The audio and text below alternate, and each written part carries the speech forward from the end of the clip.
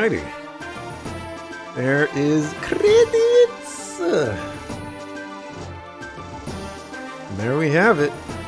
Pokemon Mystery Dungeon. Explorers of Sky has been conquered. I don't know how loud this is. You know, if it's loud for me, probably loud for you guys. So let me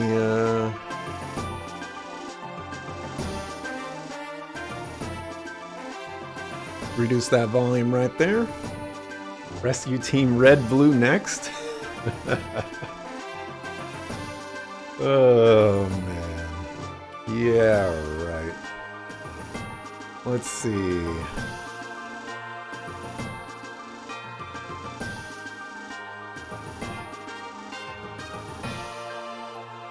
Well, there you go. The prediction has been had. Human Axelrod did not show up. Life is hard. Am I playing the post game? I am not going to play the post game. And you'll find out why here in a second.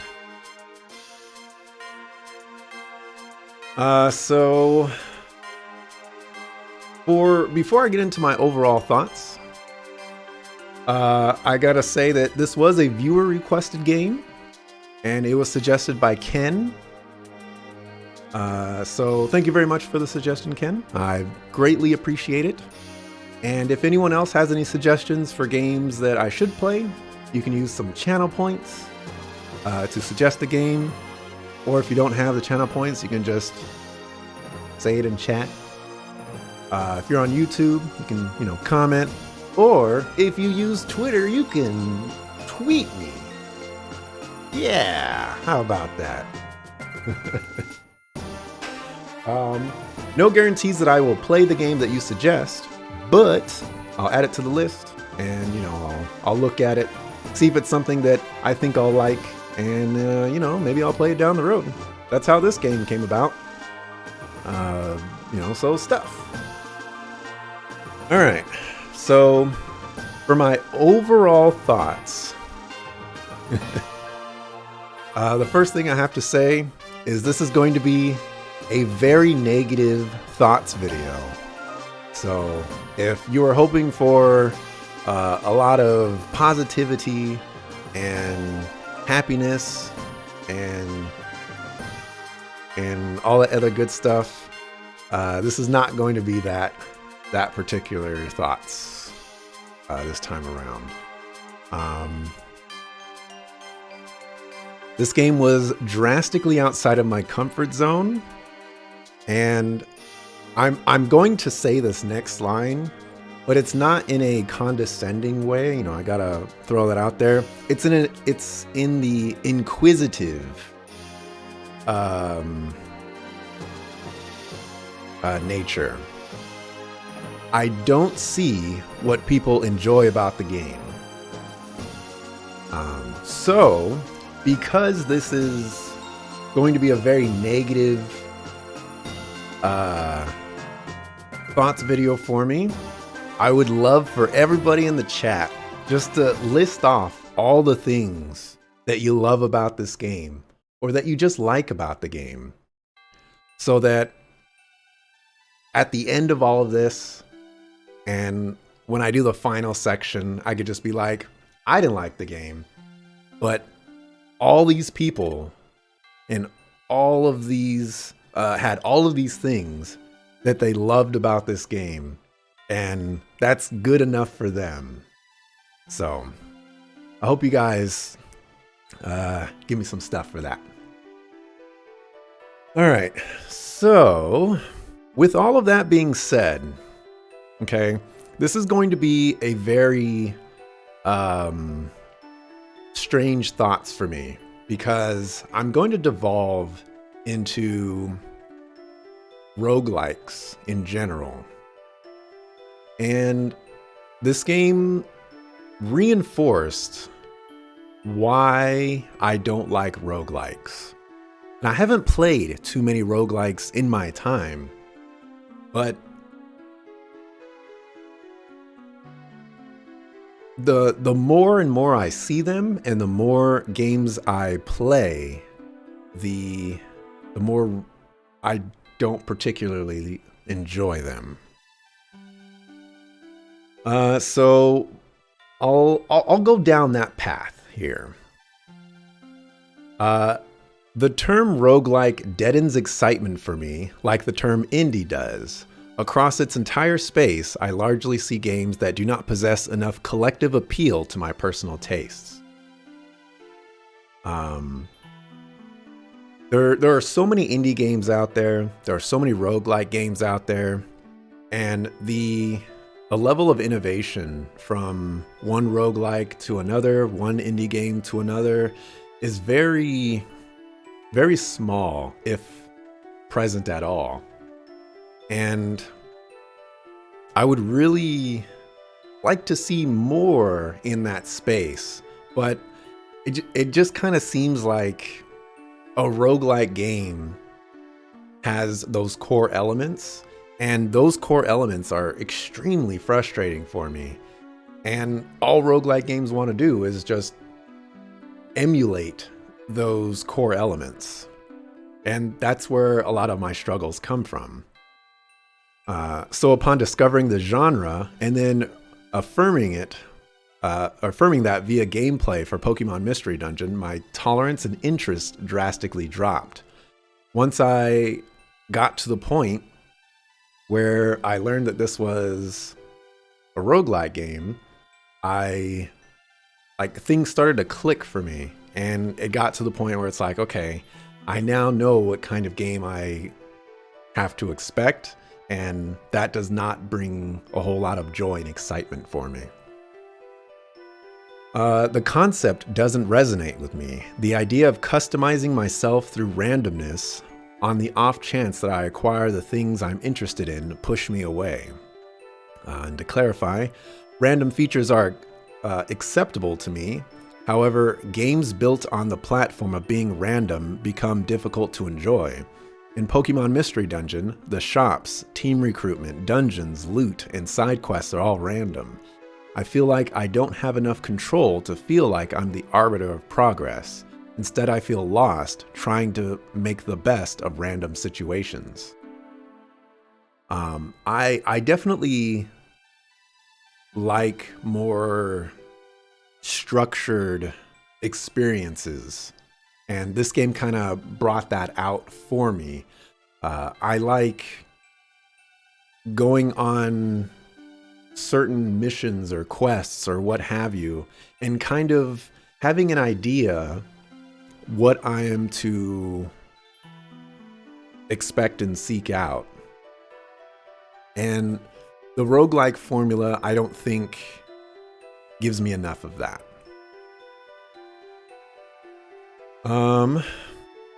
Upon death, I lose everything I worked hard to achieve, and only in rare circumstances can I see the previous run happen again. And in regards to Pokemon Mystery Dungeon, although very used to it, I personally don't quite understand why the act of dying has to be more punishing than the implicit consequences. You need to restart from the last place you saved and do all the content over again. Unless specifically designed around it, which is incredibly rare, death is never the goal, and yet the punishment for death are always so steep. I lose all my money, I lose items in my inventory, and I lose out on that specific dungeon layout because the game day ends. I've always had this problem with games. Death. Why does death have to be more punishing than it already is? Having to restart a dungeon is time wasted, basically. I think it should stop there. Losing all of your items in Pokemon Mystery Dungeon is I feel like you could soft lock yourself there. You could theoretically, I mean, and not actually, but you could theoretically soft lock yourself by dying too many times. And then you have to rely on finding items that are, useful or necessary to help you progress. And I've encountered that a couple of times with this game, and it brings me great concern. Let's see. We're gonna, well, I'll read this. I don't necessarily want to, but I'll read it because I wrote it down. I want my games to provide a challenge, but not to be difficult. I want to conquer moments without feeling frustrated. I also want the opportunity to try again should I fail, because in my failure, I learned something to help me succeed. And for Pokemon Mystery Dungeon, my challenge is less with tuning and more with being unable to cope with the inadequate tools to manage party members. I'll talk about this a little bit more in detail a little bit later. But this game kind of harkens to a tactical game environment, and it doesn't give you all the tools that a tactics game does. And so you have to rely on your allies being smart and your opponents being dumb. And that leads me down a dark path of disappointment. So I don't like that. The gameplay loop does not leave me wanting more. Upon completion of a run, what are the chances my next run will get me to the same point? Upon failure, can I do better, and do I even want to try? And for Pokemon Mystery Dungeon, all games are designed around a loop in gameplay. All games are repetitious. How games hide, use to their advantage, or extend the loop are what makes them stand above the rest in this area. Explorers of Sky provides a very short and simple loop. Accept mission, go into random dungeon, return back to base. It's not inherently fun or exciting. I'm not going to new places, meeting new characters, and engaging in new personalities. I'm visiting essentially the same dungeon with different textures, and that's it. Additionally, anything worth experiencing happens before a mission begins, the last floor of a dungeon, or after you return to base. This means that if I don't find the dungeon crawling fun, which I don't, then I'm basically saying whenever characters aren't talking, I'm not enjoying the game. This is one of the core issues I have with roguelike games, is I like story-based games. I like experiencing the story that a game has to offer.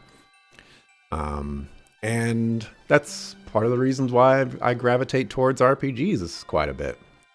But when such a large portion of the game has no story whatsoever, it feels a little removed from the overall experience. And I would love to continue the story in the middle of a dungeon. Not necessarily those rest points, but if I find something interesting in a dungeon, like it would be nice to talk about it, how that relates to the overall story. RPG elements that resonate with me, I suppose, would have made the dungeoneering experience a little bit more enjoyable. But to wrap up the roguelike shenanigans, all of that is to say that I have yet to find a roguelike format that appeals to me. The progression of a run is much less satisfying than a progression over the course of a story arc or entire game. I want the largest aspects of the game to feel important and necessary. If the game is placing a heavy emphasis on the story, I don't want a large portion of the game to be devoid of that story. Or perhaps, in the most basic way I can explain it, I want a consistent experience throughout the game. Roguelikes, in my experience, are not designed around that. This is going to be a long one, by the way. Really, really long one. Yeah, I think that sufficiently sums up my experiences with roguelikes, and I think kind of gives you an idea of why I didn't really enjoy this game very much.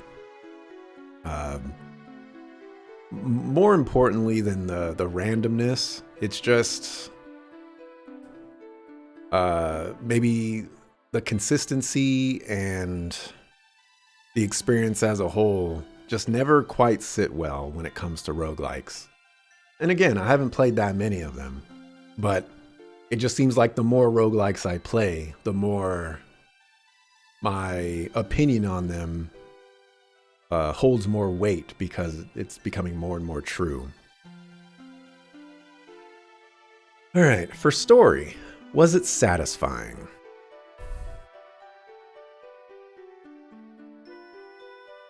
I guess so. I don't think I have any issues with how the story concluded. There weren't any lingering plot threads other than, what I've yet to read, but I'm sure that's just Axelrod coming back. You know what I'm saying? Did it feel complete? I think it does feel complete. I think everything wraps up quite nicely. I don't think there's anything that I'm missing. Yeah. Well, other than, future primal Dialga. I don't know if he broke the space-time continuum. Can you fight him, by the way? Is that a boss? I would assume that's a boss. Post-game boss. How is the pacing? It's in a difficult position.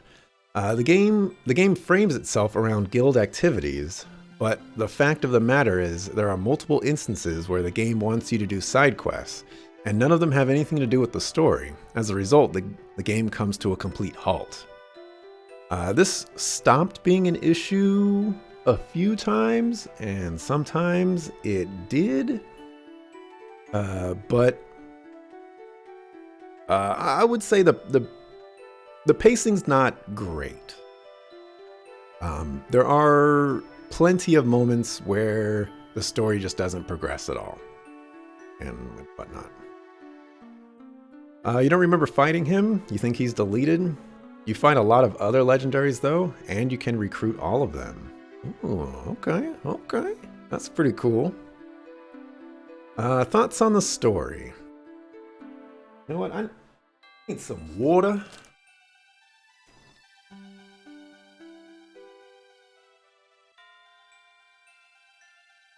Because I've been talking for a long time.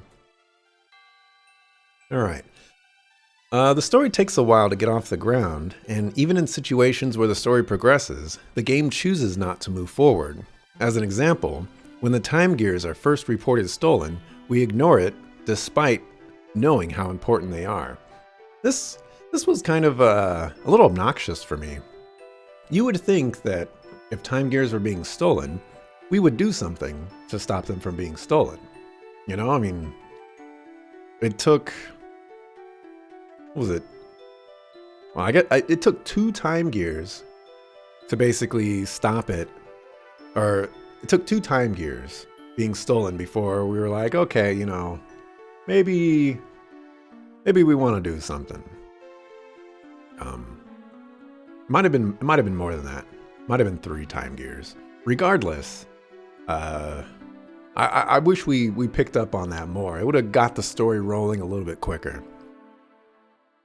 For some reason, 2 out of the 5 time gears are unguarded. It seems silly that this super important thing is just left there for someone to accidentally knock over. I didn't really understand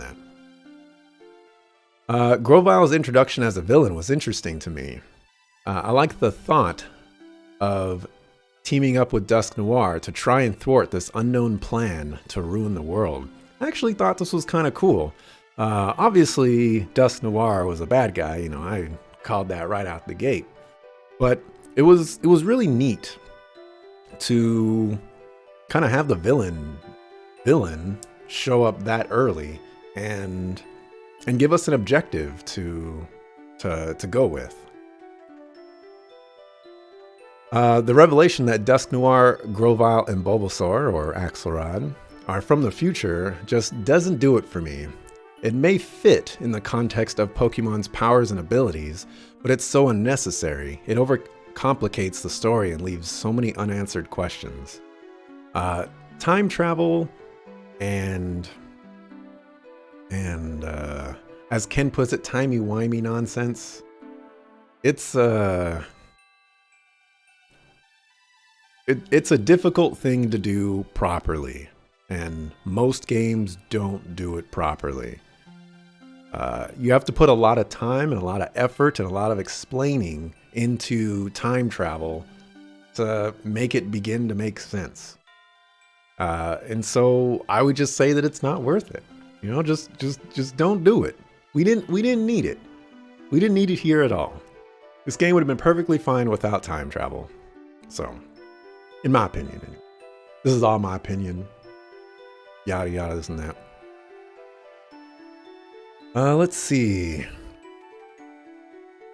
I really liked Dusknoir's plan and execution of said plan. He acquired all the information he needed and fooled everyone around him.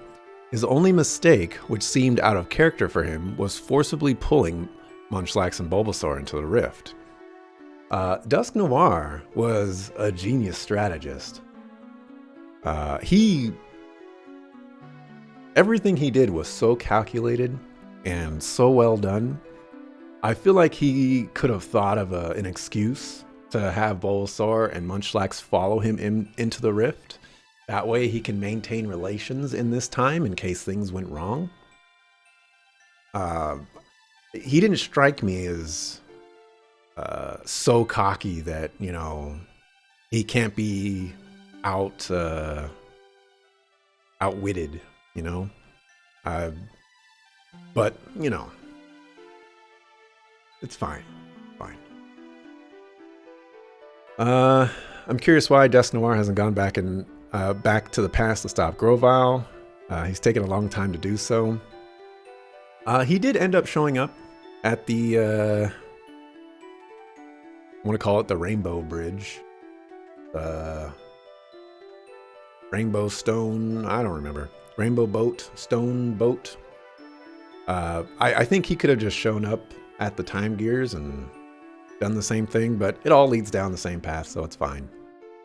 You know, don't have to chase down Munchlax and Axorot at the same time, so it's cool.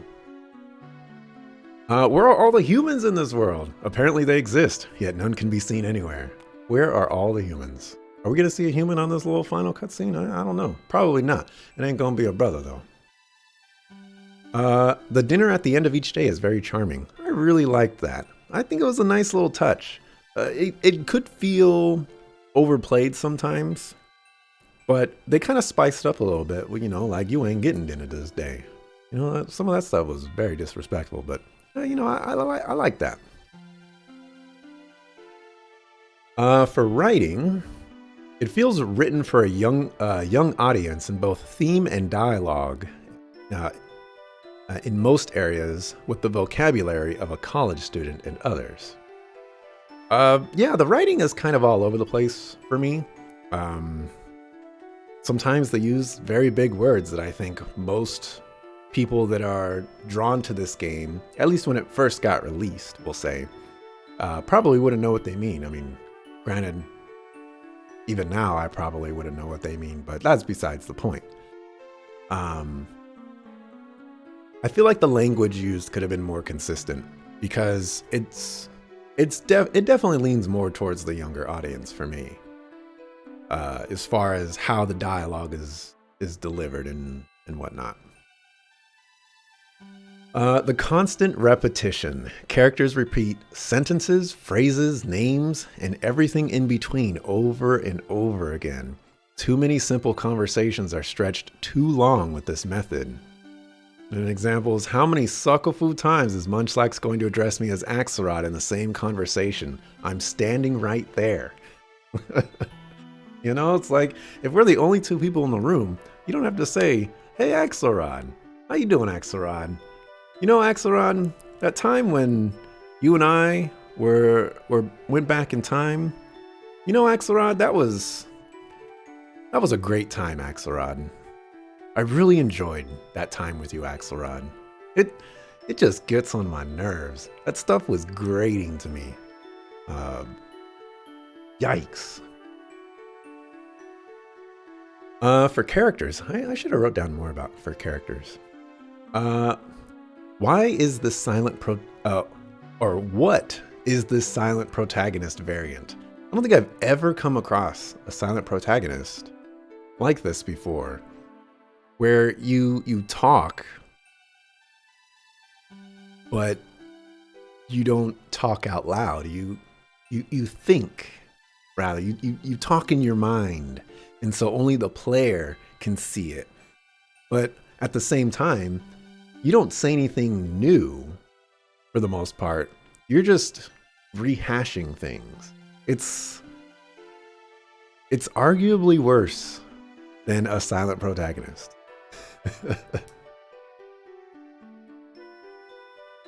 And Munchlax was extremely frustrating. Between his speech patterns, his personality, his cowardice, and his inability to see reason in the most obvious spots bothered me a lot. I was very pushed over the edge when Dusknoir ordered Sableye to kill him, and he was still defending Dusknoir. This bugged me a crap ton. A crap ton. How are you going to defend Dusknoir as this great Pokemon when he tried to kill you? You know, like, you gotta throw all that out the window when that happens. Did Duskull ever get away with all of your money? Probably. I died enough times. I mean, that's how they get my money.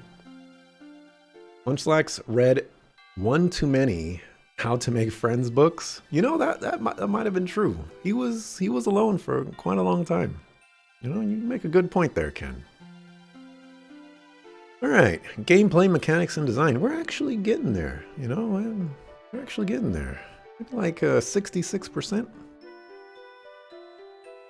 What gameplay elements stand out? The side quests offer no substance. I can't achieve story progression, character arc progression, world building, or even meaningful rewards.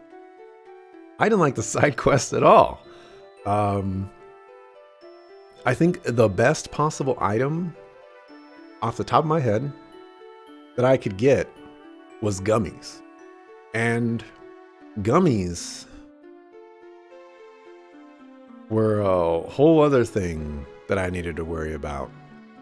I wish the side quests actually, you know, were a little bit more meaningful. It would have been really cool if Bidoof was like, hey man, I would like to go to this dungeon, but my two exploration partners, you know, they're out in town or something like that, and they're shopping. You know, I just want to go into this quick little dungeon. You know, would Bulbasaur or Axelrod and Munchlax like to come along? Because that would be great. And then we go into the dungeon, and then we learn a little bit more about Bidoof, why he's Bidoof, and maybe we learn about his family or something like that. You know, we get to learn more about the characters that we're involved in. You know, wouldn't that be a satisfying side quest to do? I know it's Bidoof and all, but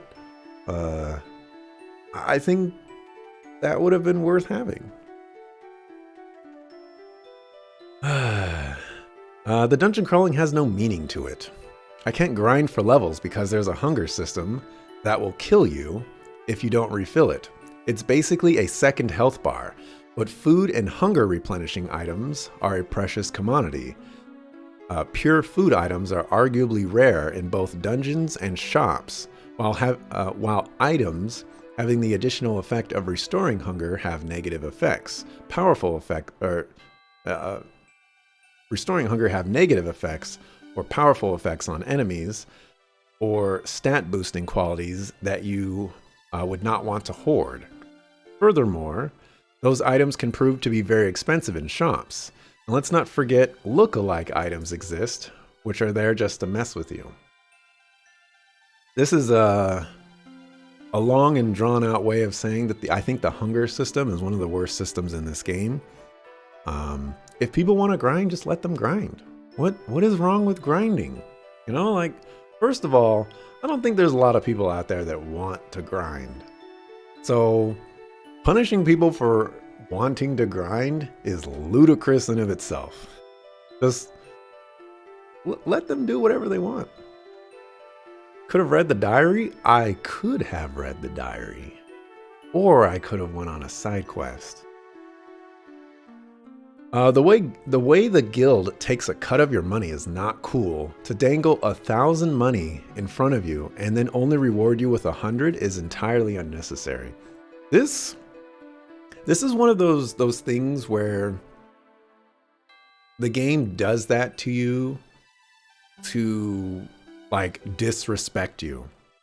And it doesn't need to do that. You could just show me the reward I'm going to get and you give me the reward.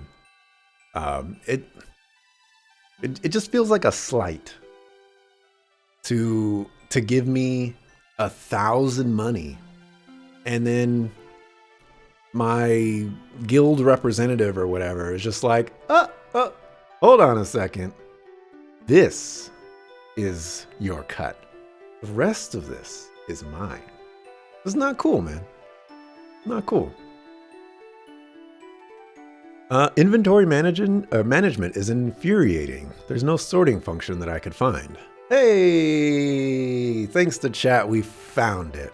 And by we found it, I mean chat told me that there was a sorting function and told me what button it was.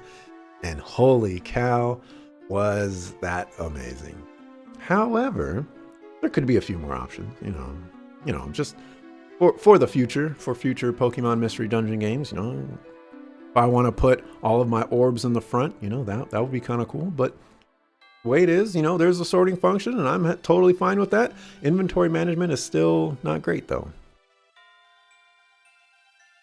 Munchlax or Bulbasaur fainting, equaling a game over isn't cool. The game also doesn't want to inform you what items you lose when dying. And apparently you can lose equipped items from dying as well. All of this is not cool. I kind of went over this already, but the punishment for death is just so steep in this game that you're basically putting the player in the position of, well, okay, I'm going to reset the game instead of accepting my death and trying again. And when you're encouraging that, that's probably where you've gone wrong. So, you know, there's that. There's a possible soft lock after getting thrown into the future. If you don't have enough food and arguably enough healing items, you could be stuck there until you find the perfect random patterns to let you escape. Imagine the scenario where you die to one of the bosses and all your food and healing items are gone. Yeah. Recruiting Pokemon doesn't feel satisfying or impactful. Because of all the other systems in the game, it's very difficult to just grind out the Pokemon you want for your team. And even if you could have the resources, you have to rely on chance. I wish there was a better way to recruit Pokemon in this game. Is there a better way to recruit Pokemon in this game? I have no idea, but just beating down Pokemon until one decides that it wants to join you would be nice. I'm being told that there isn't another way to recruit Pokemon. So, yeah. I'm going to tack onto this, actually. I think there's too many sequences in this game where they don't let you use the Pokemon that you recruit, as far as the main story goes, anyways. I think there's a lot of merit to, you know, recruiting the Pokemon that you want and then using those Pokemon. And to throw you into situations where you can't do that it just kind of sucks. You know, I spent all this time trying to get this Tyranitar, and then you're going to throw me into a bunch of sequences back to back where I just can't use my Tyranitar. And that's not cool. There's IQ skills, level bonuses, and items that increase recruit chance, but no other way than bullying them. Interesting. You can wait in dungeons to recover your HP, which is very cool. However, I believe this also reduces your hunger. I'm pretty sure this reduces your hunger, but I thought this was a neat mechanic because I wasn't expecting this. Because in most roguelike games, you know, when you take damage, you've taken damage, and you need to find some other way to get your HP back. So it was very cool that I could recover HP without a healing item. It just kind of fast forwarded the dungeon, and you know, Pokemon would rush towards me and stuff like that. But you know, that's fine. The fact that it gives you the option is wonderful. The traps in the game create so many problems for me. I wish they never existed, but above all, the teleport trap needs to die in a fire. Enough said on that one. Too many shenanigans have happened because of that teleport trap. The ability to replenish TMs is very cool and didn't need to exist, so I appreciate that. However, being unable to put used TMs in storage isn't cool at all. I think I can kind of get the design around it, but they purposefully went with that particular design. I don't think it was necessary. You could just like gray it out or something like that and just put it in the storage. But being able to get TMs back and use them on people, super cool. I guess the newer Pokemons do that already. Multiple use TMs, so yeah. The fast forward function has caused me so much grief and harm. It's caused my Pokemon to run off on their own, get lost, stuck, or fight an enemy while I speed across the map. There's very little consistency regarding this. It could be a me thing, could be a game thing, it could be both. Not 100% sure, but there's been many instances where I've encountered a variety of different scenarios where me speeding across the map is causing problems. And yeah, there's even been instances where I'm just regular moving and I'll like move twice, but I shouldn't be able to move twice. I don't know. The maybe it's a turn system. Maybe it's like a speed-based system. I'm not 100% sure. I need some more water though.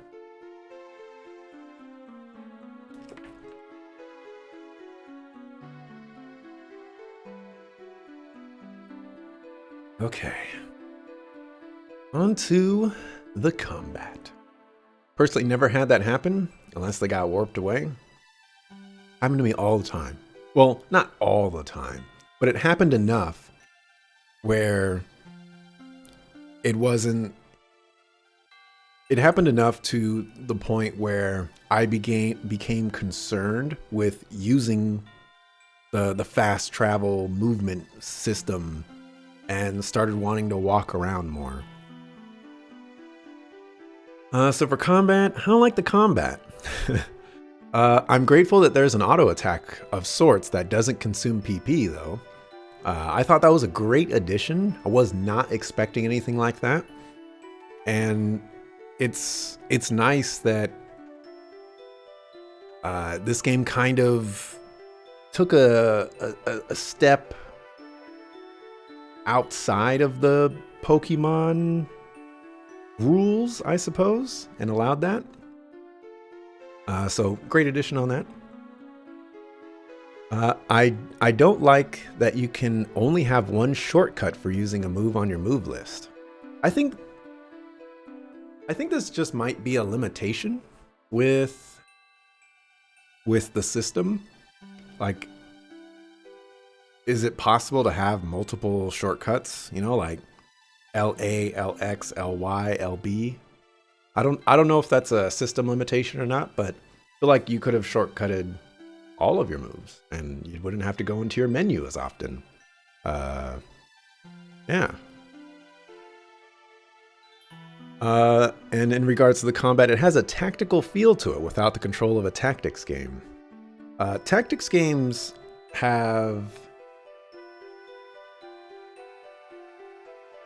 they offer more control overall. You know, you have control over your individual party members. You can choose what moves they are using. You can choose where they're going.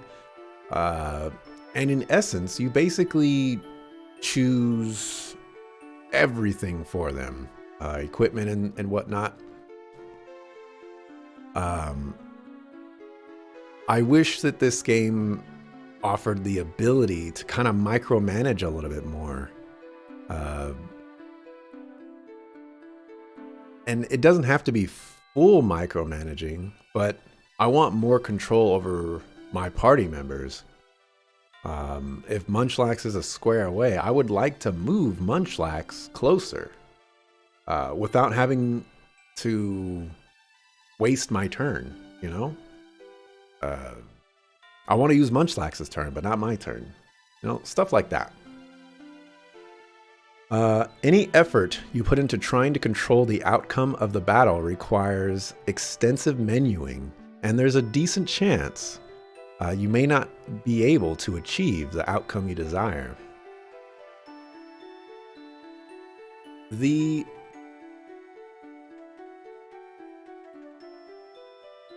I guess I just don't like going into the menu that much. It's not. It just takes too much time, I guess. I'll just leave it at that.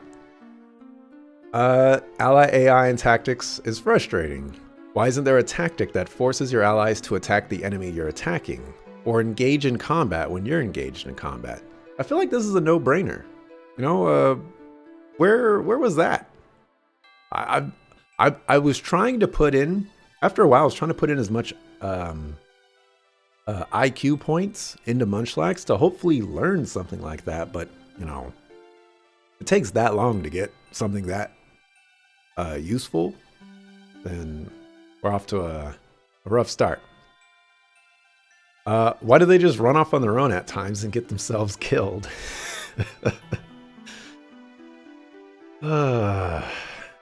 I don't know. I can't control my allies, such as forcing them to use a move or move to a particular space. I also can't control guest characters, which means if they do something stupid, I die and reap all the consequences. That stuff really is really obnoxious. Sometimes my allies won't attack on their own when being attacked. I died once to this specifically, and that was not cool. You know, I was like, what I would assume the intended function is, if a Pokemon is attacking one of my Pokemon team members, my team member will in turn attack that Pokemon. And if I move away, then that Pokemon will continue, you know, they will continue to scrap with each other. There was one specific instance where that didn't happen. I kept moving. The last Pokemon in my team also kept moving, and it was just getting destroyed by this other Pokemon and, you know, died. And it happened to be a guest character, and, you know, I lost a bunch of items and progress and time and all this other great stuff that I apparently don't value. For dungeons, I don't really have anything to say about dungeons. There's a disconnect between what I'm doing in the dungeon and outside them. That's basically it. Cardinal Sins, silent protagonist. Yeah, this was a really weird silent protagonist. I still don't think I've encountered any games that do a silent protagonist in this way. It's very strange. I never got to test this, and I really wish I did, because I'm not sure that your backup Pokemon receive any experience, but I would like to test that out sometime.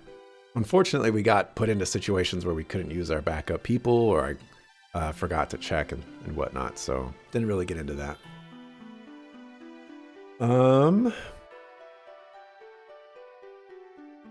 For miscellaneous sound, the music, very upbeat and fitting for the game. I think they did a pretty good job with the OST for this. I'm gonna have to give it a listen for an experience outside to see if I actually like the OST or not. But I think it played very well within the scope of the game itself.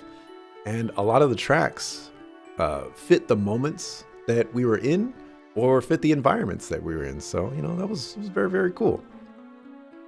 For graphics, I think the graphics look great. I love the sprite works. There's so many sprites. You know, like I mentioned earlier that there's like, I have a Pokemon that's like number 400 and something.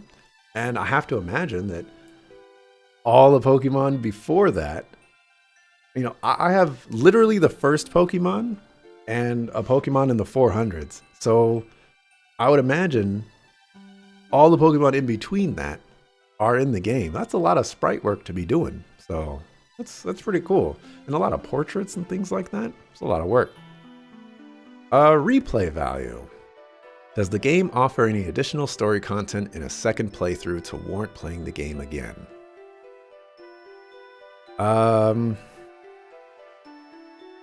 From what I could tell, I don't think there is. I've been told on numerous occasions that there is a post game, but that's the same playthrough. It's not a brand new one. The story is most likely going to stay the exact same if you play the game again.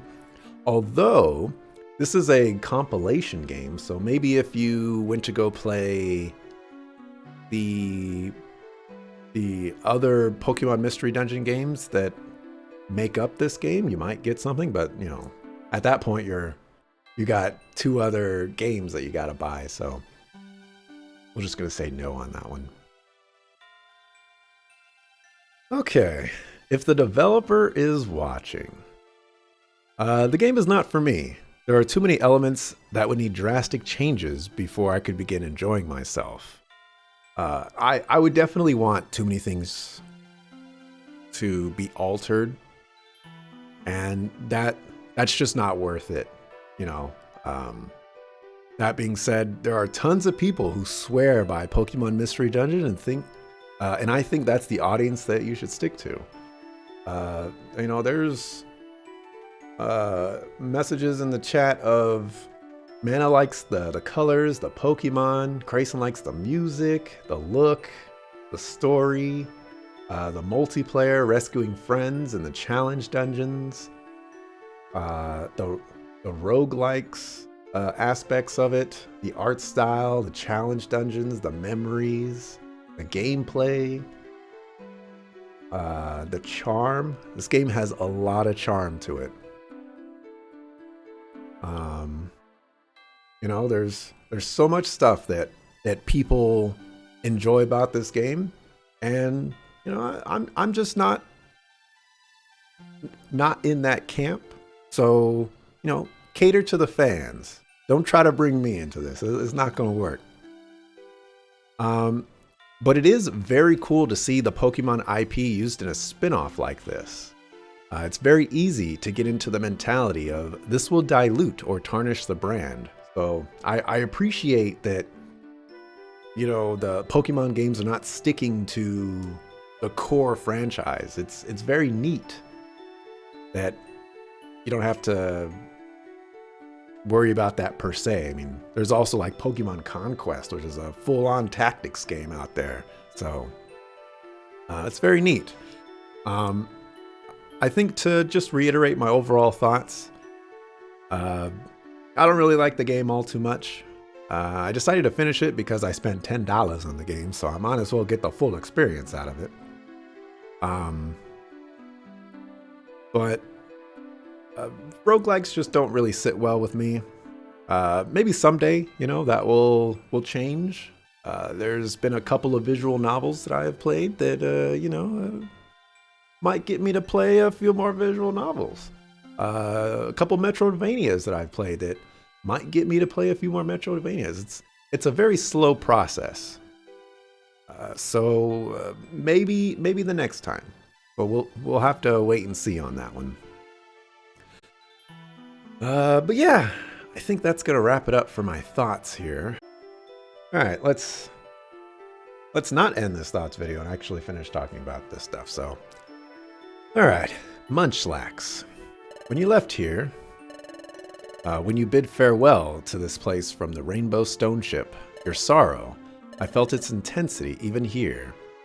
And if that is how you feel even now, and if Axelrod were to share those feelings, I will grant your wish. The world needs you both. That is why I will trust you with a gift. I leave to you the future. This is my thanks. Please accept it.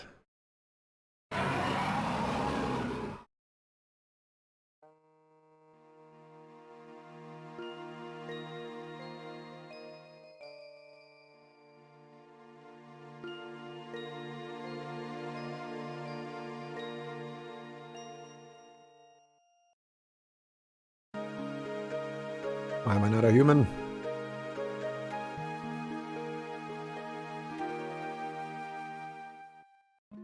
Oh. Alright. Alright, video game. Alright. This is where the thoughts is ending.